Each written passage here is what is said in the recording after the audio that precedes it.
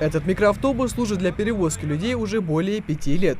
За такой немалый срок из-за износа деталей технические данные автотранспорта теряют в качестве, и передвижение без нужного обслуживания становится небезопасным. Но Абубакар Сардала, водитель транспорта, не допускает подобные ошибки. Ежедневно перед выездом на маршрут проверяет, механик проверяет, я сам лично проверяю. Полностью техническое состояние проверяется, механик сам лично проверяет. После проверки, соответственно, подписывает путевой лист, и я выезжаю в рейс.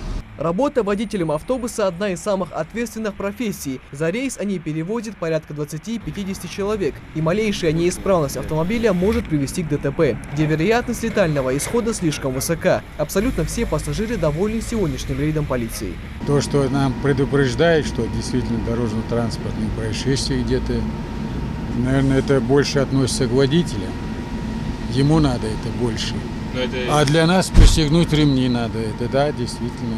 За рейд было обнаружено несколько нарушений. Водители стараются соблюдать ПДД и проводить частые технические осмотры. Главная цель перевозчиков – предоставить своим клиентам качественную, комфортную и безопасную услугу. Пассажирский транспорт в Ингушетии технически подготовлен к маршруту, а нарушения проявились только в отсутствии тех или иных документов.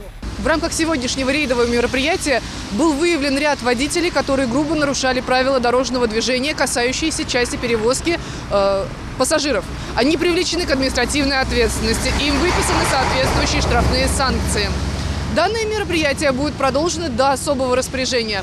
Рейд был связан с недавним происшествием в Забайкальском крае. В Сертинском районе упал с моста и перевернулся пассажирский автобус. Погибло 19 человек, в том числе водитель автобуса и 2 детей. Госпитализировано 14 человек, 3 в тяжелом состоянии. Всего в автобусе находилось 43 пассажира. Причиной опрокидывания стало повреждение переднего колеса. Также мы выражаем слова скорби и соболезнования родным погибшим при ужасном ДТП в Забайкалье, где автобус перевернулся с моста. Желаем скорейшего выздоровления пострадавшим. Подобные мероприятия должны снизить уровень дорожных происшествий с участием пассажирских автобусов в разы. А мы в очередной раз обращаемся к водителям транспортных средств, осуществляющих перевозку пассажиров, быть предельно внимательными, аккуратными и соблюдать все правила дорожного движения. Михаил Тангиев, Адам Кулоев, Магомед Дидигов, Новости 24.